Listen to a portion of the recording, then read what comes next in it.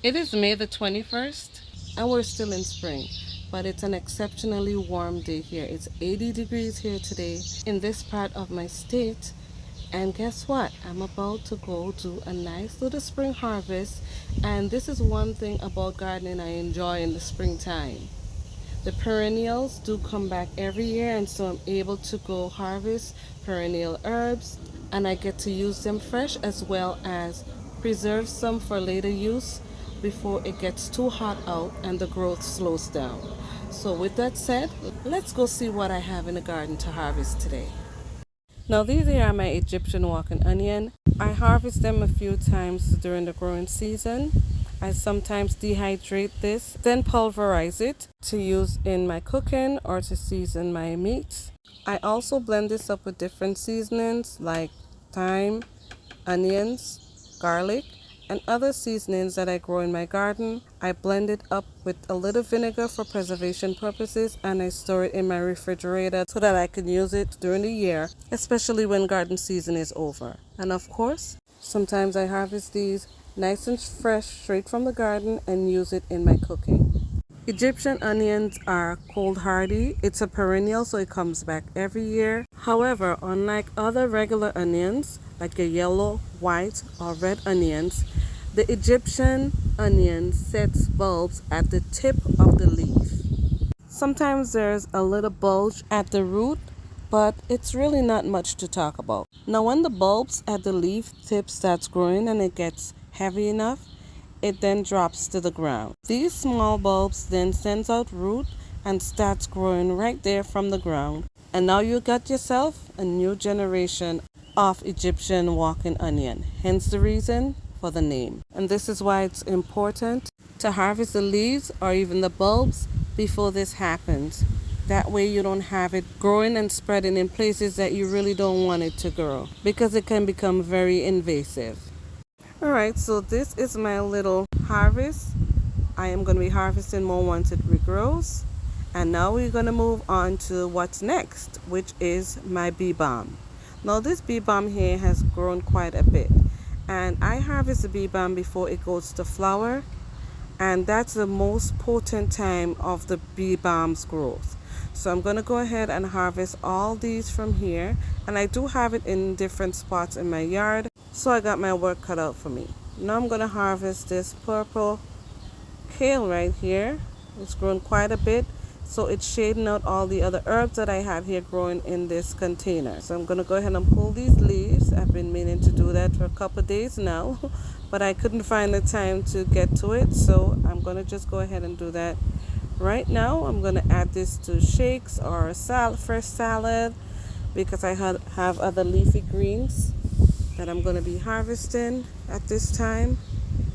And once I harvest this, then the other herbs in this container would get some room to grow, and the leaves of this purple kale here would not be shading it out anymore. Now as this regrow, I'll keep harvesting, but it's a cut and come again plant, and eventually it'll go to seed, and I'll save those seeds for future growing. Alright, so now you can see we have some room in this container, and this is a half of a 55-gallon barrel that I'm using here. I also have some celery that I'm actually gonna harvest, and these celery I overwintered in a different container, and I transplanted it right in here, and look how beautiful it's growing, nice and big. So I'm gonna harvest some of these. It's going to regrow again. It's a cut and come again. And this is what I like about this. I'm going to be overwintering it again, hence the reason it's in this container. I may dig it up and put in a smaller one. I'm not sure yet. But when it goes to seed, I'll be saving those seeds. So this is the second year growing these celery. And this is a container that I overwintered them in. And look how beautiful it looks.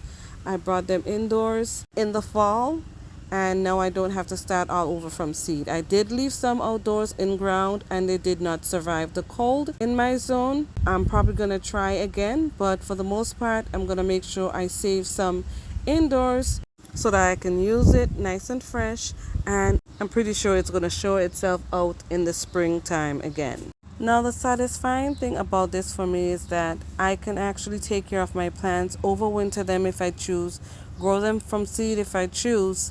I mean, I have choices here, and I get to grow this. I know what's in it, I know what's in my soil. Enjoy the process of them growing until harvest time, when I can harvest them and use them for my food.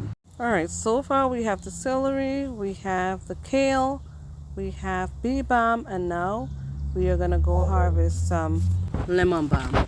And just like with the bee balm, I harvest my lemon balm before they flower. It smells really nice and strong.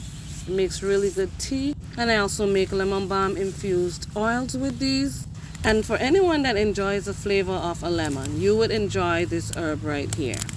Now, I would say to you, just make sure you harvest it before the flower, before it goes to seed, because you would have lemon balm growing all over your garden in places that you don't want it. So what I'm gonna do now is just go through and harvest in all the spots that I need. Sometimes I do pull up a little bit of the root, but it's fine because I have it growing everywhere. There's a clump here, a clump there.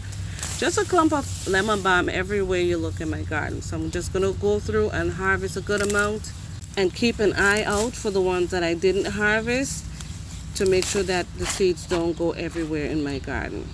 Alright, so now that we're done harvesting these few herbs, I am going to go wash them up and hang them here to dry. Sometimes I do dehydrate them, but it's early in the season. So I'm going to hang dry them because it's still early in the season. So I have all the rest of the spring and the summer where we're going to be getting a lot of sun, but we're not putting these directly in the sun at all. Pretty good harvest here. So I'm going to hang dry these right here in the rooftop. It's going to be shaded from the sun, but we're going to have the breeze blowing. We're going to have the humidity to help dehydrate these naturally. And so that way I can save some energy instead of using the dehydrator and have it going. But come end of summer into the fall, I'll be dehydrating more herbs that won't have time to dry with the summer's heat, because we get cool pretty quick here in Massachusetts. End of August and it's winter.